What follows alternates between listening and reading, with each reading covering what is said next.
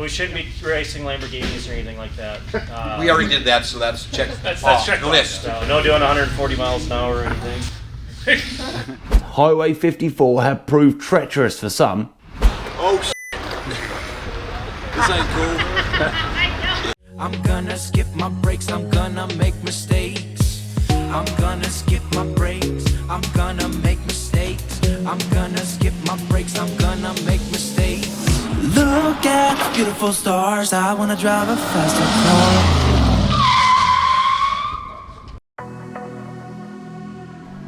This episode will make or break. We go back to October 2019, pre-COVID times for the Western world. This episode is part of a series I'm doing looking back at when I entered my NASCharger into the Ratical Rob build-off drive-off.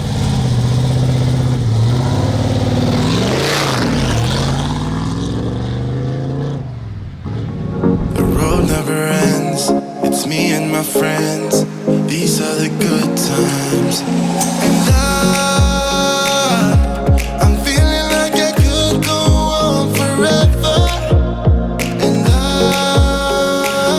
I've been running out of air, so let me catch my breath. The feeling I've got's making me crazy. If I'm having a good time, don't you blame me. Yeah, this feeling I've got's making me crazy, making me crazy. So I'm just gonna drive.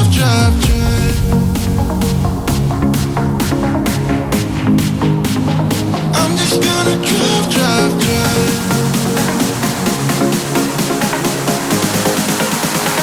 I'm just gonna drive. The Ratical build-off drive-off involved driving my NASCharger from Lincoln, Nebraska to the SEMA show in sunny Las Vegas. In the previous episode, we did 450 miles from Lincoln to Hugoton, Kansas, and I almost got arrested. It might be best if you watch these episodes in order, but we think this little look back is very special anyway. So let's pick things up in Hugoton after an eventful first day. Today we're going to slow down a little bit. Bridges, they're going to be slick. You're going to go ice skate on the bridges. Slow down. You guys towing trailers? The wind? Watch it. You don't want to see your trailer going like this and behind you. So just... Or beside you. Yeah, just slow down. When you roll off onto the off-ramp, you slow way down, so then that puts the 18 people on the highway and traffic behind us. And there's no route, nowhere to go, so everybody has to shoot over to the left lane. So. Okay, speaking of that, Yeah. for one, hit the shoulder, get off of the travel lane. Same with when we go through an intersection. If I'm pulled off to the side of the road, you guys get off the travel lane, get on the shoulder. Once the roads are clear, try to keep the group tighter, and we get through those intersections, get on it, get the group back together. 3 to 5 seconds between, Well, 10 maybe seconds. today a little more. Yeah, today a little 8 more. seconds. Yeah. All right. But not 3/4 of a mile. We shouldn't be racing Lamborghinis or anything like that. We already did that, so that's checked That's off checked the off. list. So no doing 140 miles an hour or anything. During the briefing, Micah Claycamp was busy drawing a cartoon of one of the vehicles on the drive-off. Nice! Micah did caricatures of all the competing cars. I really love them, and as you see, he really captures the spirit of each vehicle.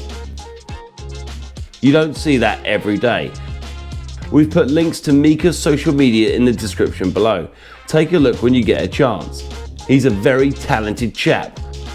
My experience as an artist, absolutely loved it. Absolutely loved being a part of that, experience, being able to meet the drivers, being able to just kind of see those things up close and personal. As an artist, I get to see cars and I get to draw cars a lot of times just from pictures. But to be up close and personal, to be able to see areas that, maybe I missed in a photo, but there's something about being in a car that you draw. And so for me, it's something I'm never going to forget. Also, my weird beard was another curiosity on the morning of the second day. It's like sandpaper, right? You know how that feels when the friction of 2-day-old hair grounds against each other. 80 grit, yeah. 10-8? 60. So this morning, it's overwhelmingly cold to the point where I thought snow in Lincoln, Nebraska was cold. But this has got no snow, but it's beyond that. This is like -7 or 8 degrees, possibly to 10. Not really looking forward to today, to be honest. After yesterday being cold for so many hours, I'm pretty sure today's going to be just as bad, if not worse. So let's have it.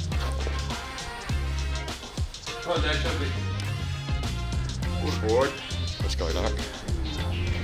My dad rode with me on this second day.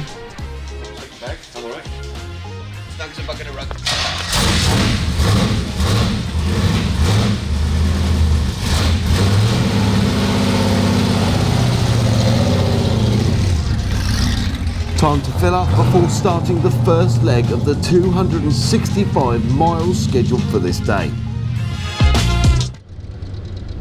Hugoton isn't a large place, so us being in town was quite a big deal, and we were asked to drive by a local school so the kids could get a good look at us. I'm not sure how educational this was, but if I was a kid at that school, I would have been well impressed with all the Mad Max-esque cars going by. I hope they thought it was worth being out in those freezing conditions. We're going away, I get you back, check the tag. Journey for life, and before we pay, cancel your mail for a while. It's a journey for life, and I'm alright. Hang on, we'll be long gone. Hang on, I cannot go wrong. Hang on, we'll be long gone. Hang on, I cannot go wrong. God, I'm praying I'm not alone in this air.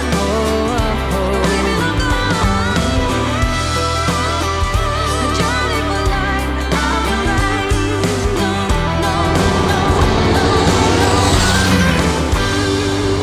How are you finding it? All right. Yeah, pretty good, yeah. Yeah, we're having a whale of a time here in the ice charger. The ice charger. How's that blanket? Is it saving your legs? Sorry? The blanket, is it saving your legs? Yeah, it's pretty good. I'm Save mine. I'm like an old granny sat in the front here. Well, you said it, dude. I didn't want to say that. I didn't want to make that parallel.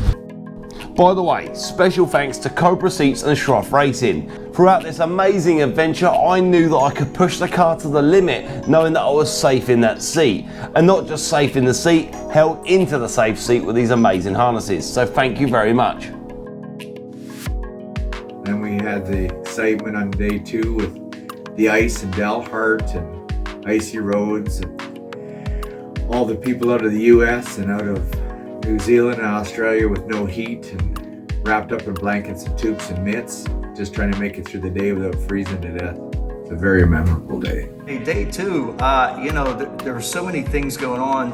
Again, it was cold. It was another freezing morning. Can I ask what you're putting on the glasswork there? Cider vinegar. Oh yeah, that stops it all frosted. Hopefully.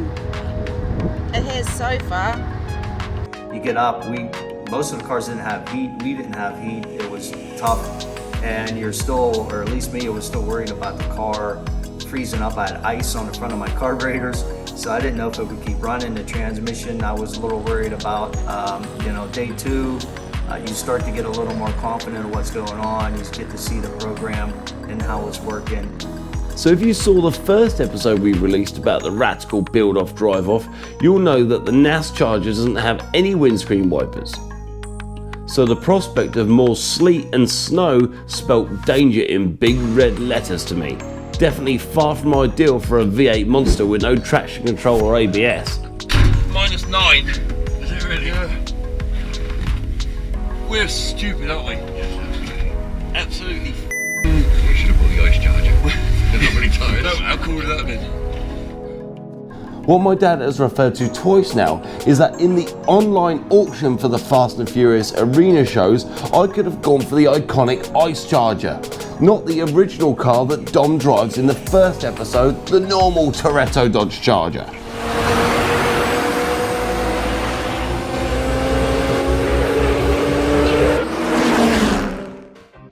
As you can see from this footage, sometimes my concentration wavered, but that's what happens when you're driving all day. Meanwhile, Karl, the ace cameraman, and my hard-working producer was riding in my buddy Troy's minivan. Way warmer than my NASCharger, but not as hot as they'd like. What are you doing here, man? Oh, our heater's a little weak, so I'm gonna put cardboard in front of the radiator to help it warm up a little. That way we stay nice and toasty. I like toasty. Yeah, especially after that. Riding in there all day. It's cool, and it's very cool. Yeah. Hello world, it's Sam Hart. There was a bit of a dick move thing that happened last night. I shaved my beard and it's a little bit cold. It's snowing and we're in the middle of nowhere. And support vehicle, Troy is smashing it, doing awesome. Karl's representing the Hard Up Garage. Max Grundy artwork. Baltic Britain. No, we're in the middle of Texas and it's snowing. Just like the first day, our route seemed to follow the railroad. The line was rarely more than a few hundred meters to our left or to our right. A great sense that we were traveling in the heartland of America. And this second day was special because this would be the first time we'd head over the historic Route 66. If you've seen the first episode we cut, you'll remember I mentioned a small fuel leak. Well, the second day it becomes more of an issue. So we got a fuel leak in the back.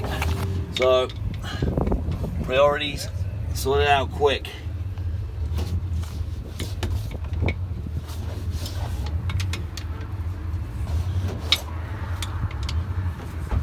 Good burp, wasn't it? Huh?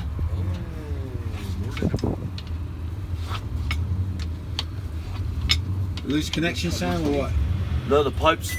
Go faster now when you tighten that up. You were just sucking a little air in there, Bobby. You probably got a little 10 more mile out of there if it was tight. Then going 150 instead of 140. That's all I'm gonna get. On this second day, the route called for the convoy to head south from Hugoton in the southwestern corner of Kansas. Then southwesterly from Guyton, Oklahoma, we were to go through Texas County, which is part of what is known as the panhandle of the state of Oklahoma, not Texas at all. Then we traversed into Texas itself, barely inside the state for more than an hour as we headed towards Albuquerque on Highway 54. And then we got to the great state of New Mexico. But Highway 54 had proven treacherous for some. As Brian Daigle had warned us in that morning briefing, the wind can be very problematic. At least our lane was free and clear going west. The other lane on the other side of the road was pretty much stopped because there were some transports that apparently had fallen off the overpass, I think it was, and crashed to the ground. No idea of the injuries or anything else like that, but wasn't a good scene. At a truck stop in New Mexico, we got talking to the local police about that accident, and I couldn't resist explaining my brush with the law in Kansas the previous day. These cops were another great bunch of guys, and I asked to get arrested for the sake of my social media. They were very happy to oblige. That work? Should I smile or look mad? A bit of both. A bit of both? Oh, This ain't cool. Oh, thanks. Hey, So much. Well, I appreciate y'all stopping in here. Yeah, it's awesome. Well, we might have to Awesome stay here a cars, little. guys. Have you heard if the highway's open? They are talking about closing it down outside of Santa Rosa. Yeah, it's that's really outside bad. the So side you of- can get to Tuke without any problems, Tuke and Carry. Yeah. But I wouldn't go any further, guys. I would So ice. Santa Rosa. Yeah, it's really bad right now. There's two on the side over there. Yeah, Sam, why is it everywhere we go, you always attractive? I know. I'm a bad person. We're hoping to go to Santa Rosa today. Hello? The weather looked to have claimed more trucks as we moved southwest on 54. Traffic was heavy, but we were safe. That was the main thing. The Route 66 Auto Museum was more or less an hour from the state line. And the lovely people at the museum had arranged with our troop leaders to let us in for free, which was a fitting end to an amazing, albeit freezing day.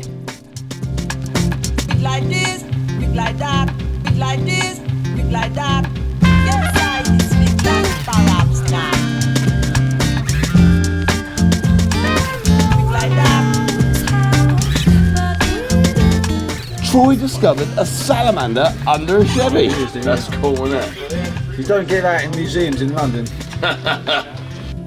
The museum was pretty cool. Everyone liked it. Everyone was pretty happy, taking stock of how far we'd come physically and mentally. How's your day going, Karl?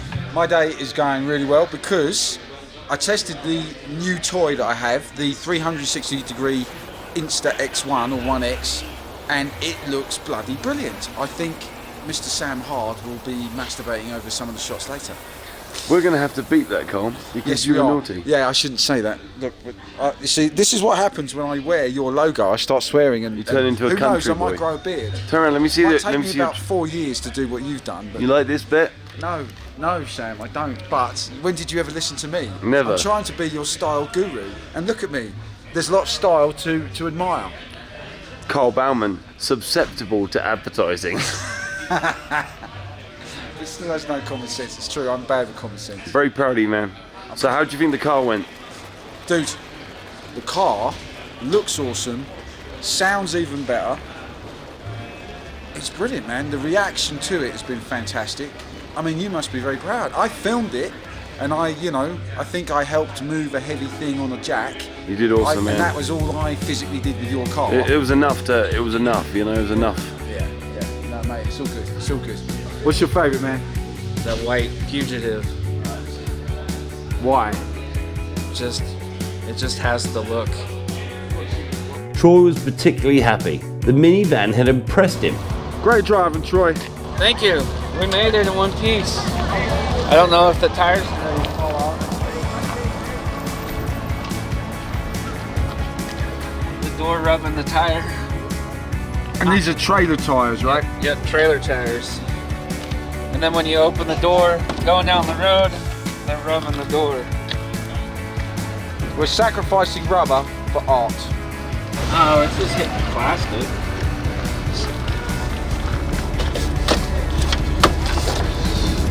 It just melted the door. That'll be alright. I melted the door. You owe me a door. This is quite an interesting story in this awful minivan. Yeah, this awful minivan. I was gonna drive a cheap car down to Vegas, just scrap it and fly home. But my buddy had this and said, I'll just give you the van, you drive it down there, park it out of the airport and let him tow it away. So it showed up, it needed tires, so we threw camper tires on it just for the trip. But it's getting us. And it hadn't run in 5 years or something. Yeah, it'd been sitting forever, and we had to do a little bit of work to it, but it runs and drives great. I don't Bit know. noisy, but it's alright. Yeah, bit noisy. Hopefully somebody will buy it or need it or whatever. But I'm flying home, so I don't care what happens to it. There were some Japanese tourists who just happened to be at the museum when we turned up. They seemed pretty impressed with the crazy collection of rat rods. Some guys even signed autographs for them. And there was no better place for me to carry out what was becoming a nightly ritual. So guys, yesterday I deleted the very cold section of my lower chin, revealing this horrible bum chin that I've been concealing for a long time. And now I'm thinking I'm going to go down the either Fu Manchu / Paul Tuttle kind of route now, but still leave some detached lamb chops on the side. So any donations you want to give, there's a barrel over there, that'd be absolutely awesome.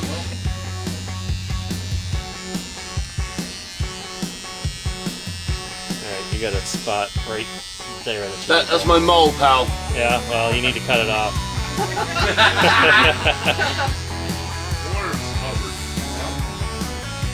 Don't make kissy faces at me. You didn't say that last night. So? We're in public now.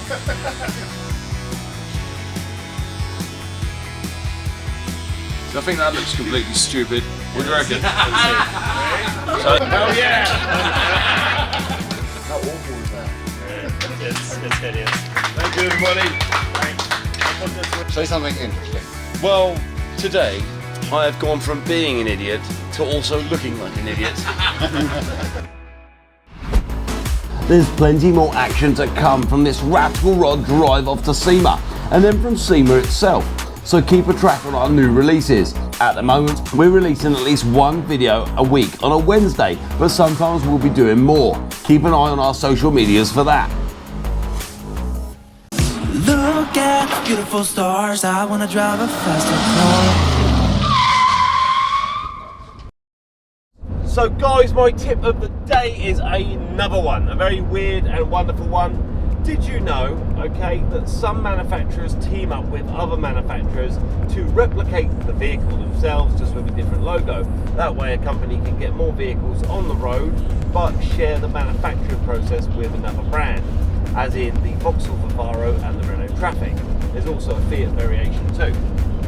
So let's go and say you want to buy a Vauxhall Vivaro van, which is a very popular van here in the United Kingdom and in Europe.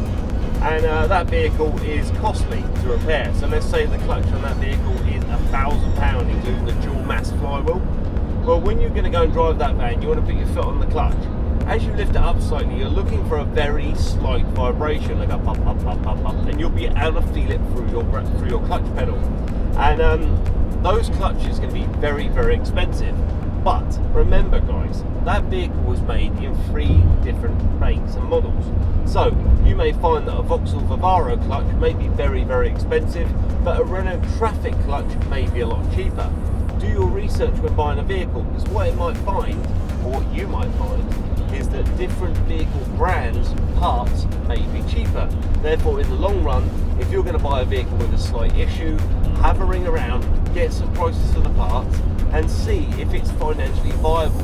Because although you may be saving £1,000 in buying that vehicle that has a defect, in the long run it might cost you £1,500 to fix. It's worth doing your research, guys, and remember, Google is your friend. Time for Make or Break to take a break. See you on Wednesday for regular episodes, but we might be releasing more snippets on other days in the near future, so follow us on social media for updates about that. We're on all major platforms. Goodbye for now.